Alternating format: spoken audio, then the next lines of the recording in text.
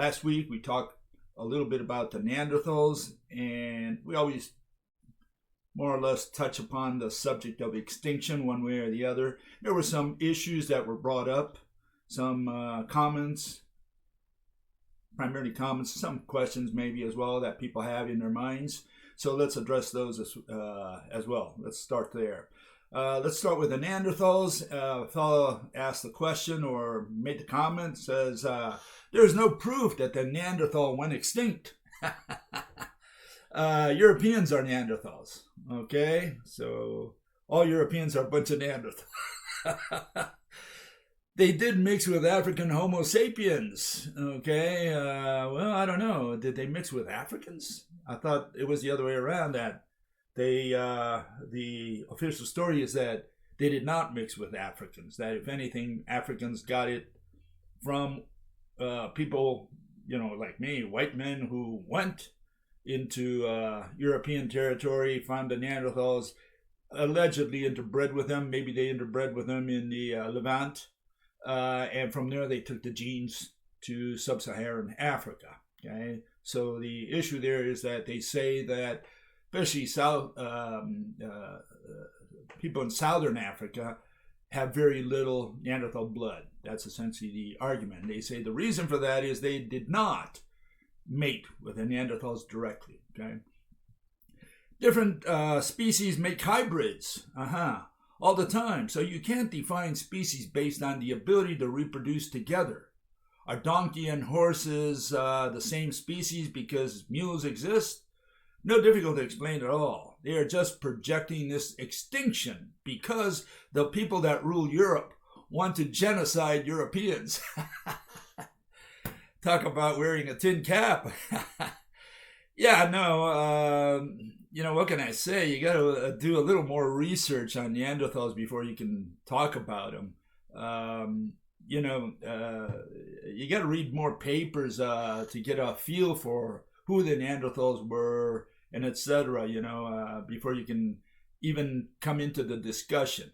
Now, there's something right there at the bottom that I like to point out, because I'm saying not only were they two different species, and no, two different species do not really produce, even if they are able to mate, if they're close species like lions and tigers, or like he said here, horses and donkeys, even if they reproduce, and they produce, like in this case, the mules or the tigons or the ligers, the problem there is that the offspring are sterile. So they have some kind of problems, genetic problems, that doesn't allow that new species, you could say, to prosper. Okay, so no, even though close species can mate and produce offspring, doesn't mean the offspring, will be viable or that they will continue the species. Okay. So that's the first problem. The other problem is there you see the Neanderthals. That's an example only, but it's that takes it right to where the point is. You can see that skull is totally different than the skull of a human. So if we were to dress it up, we would end up with some kind of ape that does not resemble humans. Okay, it's got the elongated back of the head. Okay, you can see that. You can see the protruding eyebrows that we don't have. They don't have a chin. The Neanderthals didn't have a chin. We're the only animals, especially on the hominid side, that has chins. And then they had big noses, bigger than ours. Okay, so if you saw this creature in the forests or in the jungles, you would run the other way. You would not decide to mate with them. Okay, that's the first thing that you really have to come to grips with. Okay, these were two different species, noticeably two different species. Then the other issue is that we had clothes and they did not. Okay, and that's one thing that, that's always missed. When we came upon the Neanderthals, if we ever saw one, right, we may have seen, Neanderthal here and there. They would have been undressed and we would have been dressed. They had no sandals or boots. They were with their feet completely on the ground, just like a wolf in the north, just like a bear in the north. They don't use sandals over there, And we had to put something on because we were not used to the cold, and we were moving into Arctic weather. Okay, so all this has to be kept in mind. But now you have another fellow. He says the following. Okay, keep that in mind. Here's this other fellow, and he says the following. He says, even less knowledgeable, he says, well, maybe we came after the Neanderthals and never lived in the same period. So you can see how these people never did any research on Neanderthals. That might be better explanation for the lack of our DNA in Neanderthals. Dating methods are certainly not as precise as they think they are. Like physics today and other sciences, there are a lot of assumptions and quirky mathematical theories. Yeah, not because, of this, you're going to throw the baby with the wash water. It's not like we don't know anything about the Neanderthals. We have, I think they said like 70 skulls of Neanderthals. So it's not like we have millions of them, to do research on. But they could formulate some ideas about the Neanderthal, who they were and where they were. Okay, and what happened to them, especially what kind of tools they used. Okay, they had different tools than we did, than Cro-Magnon that came into Europe did. And then you have the issue there that you can see the human migration, at least as we think it happened. Again, this is an assumption. You don't have to accept the assumption, but if you accept this assumption that humans ventured out of Africa, went east to China and Indonesia. They found skeletons there as well, especially skulls, and then mandibles, right? And then if you go in the other direction, you go to Europe, well, you find the Neanderthals. And if we did it in a short amount of time, we could not have adapted to the cold. We were probably following some kind of herd, maybe, I don't know, maybe some ancestors of the cows today, or maybe we were following some other animal, maybe mastodons or mammoths when we went into Europe. And so we had no adaptation to cold, and that's when approximately the time that we invented the needle. The first needles come to about 40,000 years ago, and they think that maybe around that time we started making clothes. Neanderthals, they were built from, or in other words, they descended really from Homo erectus. Homo erectus had already reached England, about 800,000 years ago. You go to Happisburg, you find clues that some kind of two-legged animal was around there. Okay, they found bones of mammoths that were killed. Okay, there. And there are several sites in England. And so, when you're talking about 800,000 years ago, you're not talking about Neanderthal. They weren't around, neither were humans around at the time. What they had at the time in the world, right, were Homo erectus, maybe antecessor, which was the offspring, the evolutionary lineage of Homo erectus. And right after that came man of Heidelberg, Heidelbergensis. Okay, so you've got these different creatures there that were becoming some kind of human-like creature, more like Neanderthal, like humans, right? But at the time, they were more like monkeys, maybe. They were out there with their skins. They had no clothes on, and they adapted to the cold. So if they adapted to the cold, by the time you get to Neanderthals, they were well adapted to the cold. They had no reason to wear clothes. They did not invent clothes. You find all these pictures with Neanderthals with clothes, and it's funny. It's like saying, a monkey dresses with clothes. We might dress them, but they wouldn't invent clothes and dress themselves up like that, okay? And so here you get an idea. This is more or less what I'm talking about. Here you have Neanderthals. They evolved in the Arctic weather, whereas we evolved in sunny Africa. You could say it wasn't so sunny, but it was a little sunnier than the Arctic weather that you had in Northern Europe. And the lineage of Neanderthals came through Heidelbergensis, probably antecessor, which apparently antedates Heidelbergensis, right? And we allegedly, again, these are assumptions, you don't have to take them at face value, but we apparently came from Rhodesiensis or some other creature that stayed in Europe. Then we moved over onwards, northwards, and we ended up in Europe. Okay, probably following again, some kind of herd, okay, hunting reasons.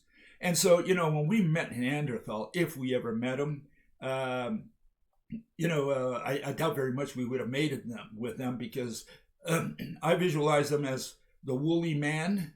Okay, they were a little shorter, they were thicker, they had different skulls, they had no clothes, they really looked like chimpanzees, if you ask me, and we were a little different. We were not as hairy as they were, and we were wearing clothes. That would have scared the hell out of a Neanderthal. What the hell is that guy doing wearing clothes? What is that?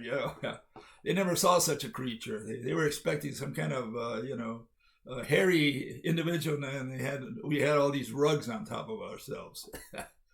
So that's one issue. The other one is that I mentioned the other day, Neanderthals were never in the Levant. Okay, so they say that we made it somewhere around Israel and Iraq. They found bones of some creature there, Neanderthal-like creature, in the Shanidar cave.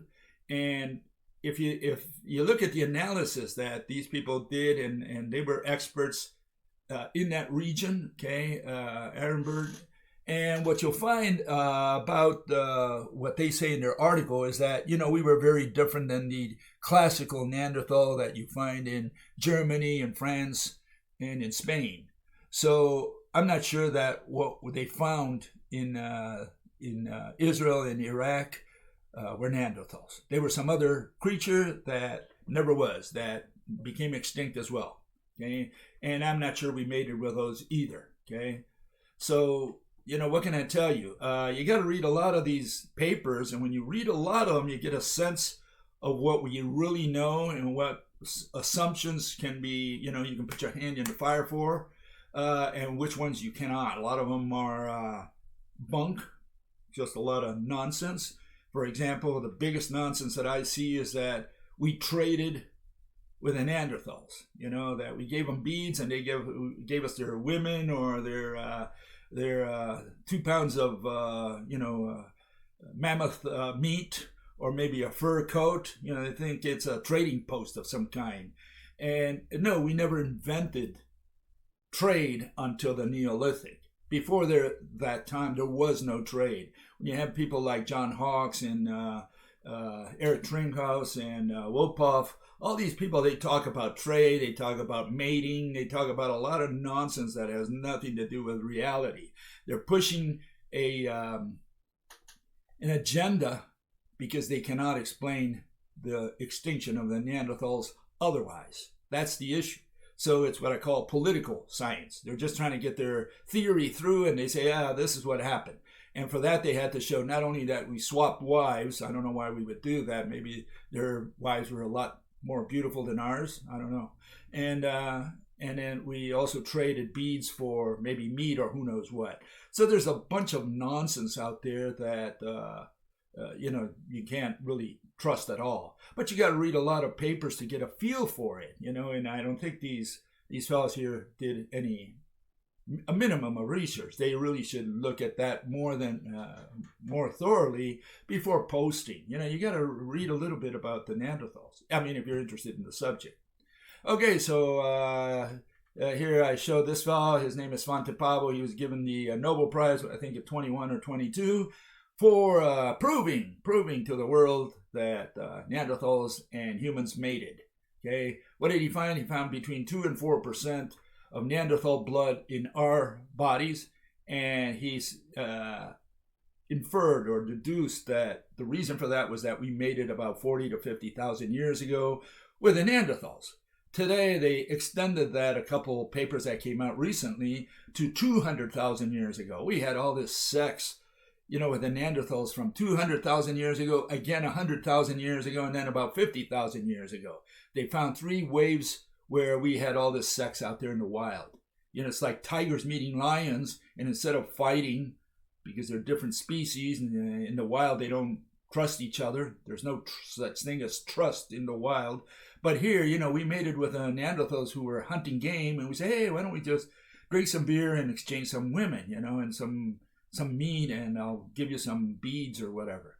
This is all total nonsense. But this is what these people believe in. The fact that we have Neanderthal blood can be 2%, 2 to 4%, very little, has to do with the fact that we had a very common ancestor a very long time ago, which was about 800,000 years ago, and which was Homo erectus. Okay, so this is political science. The other issue there is that, the mitochondrial DNA, we have none of Neanderthal mitochondrial DNA, meaning no human has ever had a Neanderthal mother. There's no evidence of that, okay? We had no Y chromosomes, okay? Meaning that no Neanderthal father passed the Y chromosome to a male human, okay? So we don't have either one of those, and no evidence that we had Neanderthal fathers or Neanderthal mothers. And then the Neanderthals have zero human DNA. And I have no understanding of why they would not, but that's what they showed, and I can just go by what the experts say, what the facts that they found out there are. If they had no human DNA, then I'm not sure why they say we made it with them. It's just again, the only reason for all these theories is that they have no theory for the extinction of the Neanderthals, and that's a wrap on the Neanderthals. Now, continuing with extinction, here we have a population issue, and a fellow says the following. He says, I don't know where you live, but where I'm currently, the Philippines, the schools are having to run 3 shifts per day to keep up with demand, and there are significant numbers of schools established in the past few years. The Philippines has a government department dedicated to what? Exporting surplus population abroad to European and Anglophone countries. Okay, so United States better beware. The Philippines has a program to export people. Okay, half of the population of India is under 25 years old. India alone could have massive die-off due to famine and cannibalism, and then repopulate the world. And that ignores a bunch of other high fertility countries. In hard times, female fertility rises, not falls. So-called civilization may collapse and the world human population dial back a bit, but unless something happens to make the earth non-viable for life, humans aren't going away. There are simply too many humans now. So this fellow says, my mother had, 15 kids, and my next door neighbor had 10 kids, and so the Philippines is exploding with people. They look around, they look at a very small bit of data, and they generalize from this tiny subset, right? And there's a danger with that, because what they should do is do some research on the real numbers, okay? And so let's present the real numbers for the Philippines, okay, which is what this fellow brought up, and here it is. These are the birth rate for the last 50 years or whatever, 40 years, 80 years really, all the way to 2030 projected. And you can see how it's been dropping from 48 to these days it's around 20. Okay, so it's dropped by more than half. That's the rate. That's the number of kids born per population, per total population, okay? So it's been falling, and here's the curve so that you can see it, okay? And this is just again for Philippines, okay? Look at the blue line, okay? The blue line means that the rate is going down, and down, okay? It's been going from what it used to be in the, in the 50s, about, 140 per, per 5-year period, okay? All the way down to what it is today, which is about half there, to 20, 20 per 5-year period in millions, okay? And so what happens? You see the population is look at that curve, the brown one, it goes from convex to concave, okay? So it's making that curve, and it's flattening out. It's going into the asymptotic mode, and at some point it's going to drop, downwards. It's going to go downwards. And you can see that also he mentioned India. Well, here you see China and India, what's happening to their populations. You can see that their populations are also, China has now reached the zenith and is coming down as far as total population in millions, right? And India has caught up with China. It's going to surpass it, but it's going to enter a period in which it comes down again. Okay, and the question is, why do all these curves end up coming down eventually? They reach some kind of asymptote, and then at that point they begin to fall downwards. And they end up like all other countries, most of them, Russia, which I mentioned last week, is trying to get their population restarted again. It'll never happen. It's impossible. They don't realize, the Russians don't realize that. Japan, again, it's impossible for Japan to ever grow again, okay, in population. And you have all these countries which are in negative population growth, and none of them can explain it. They say, let's put some program, political program, some incentives for women to have children, and it's never going to happen.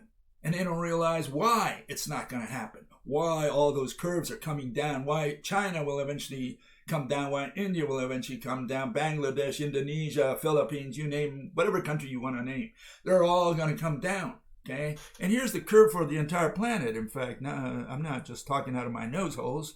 Here it is. World population growth rates. This is the global population.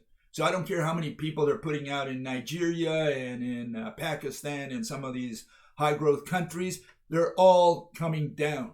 Okay, the curve is going down. Unless you understand what this curve is telling you, right? You don't understand anything about population. You can't talk about population and say, oh, in the Philippines, we have so many people, we have to export them.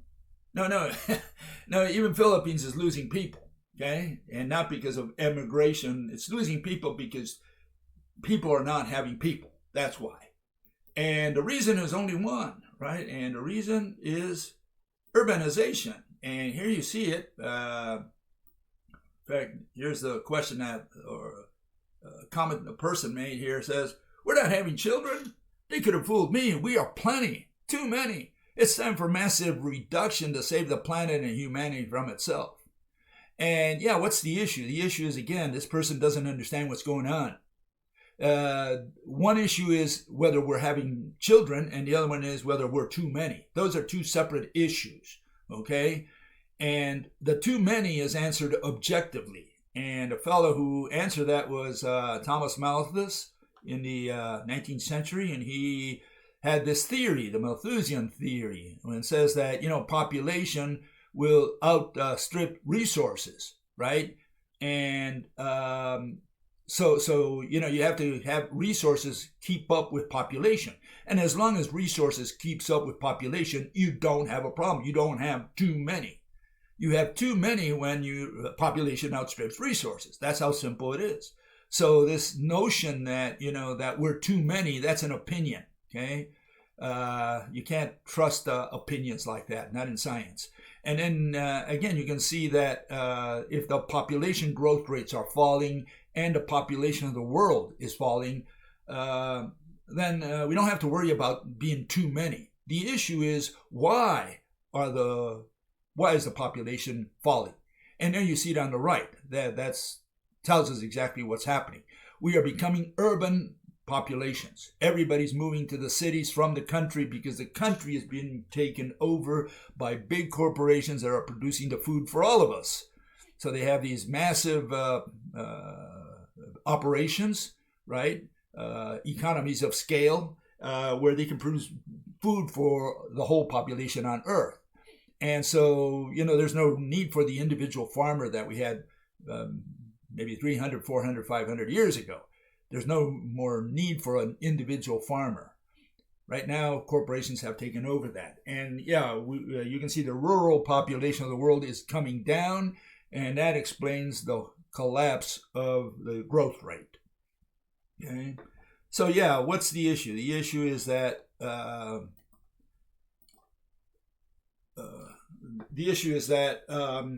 population of the world is not going to grow forever. We don't have to worry about doing anything about it. The old people will now begin dying because usually, not too many people live beyond 100. In fact, few even live to 90, right?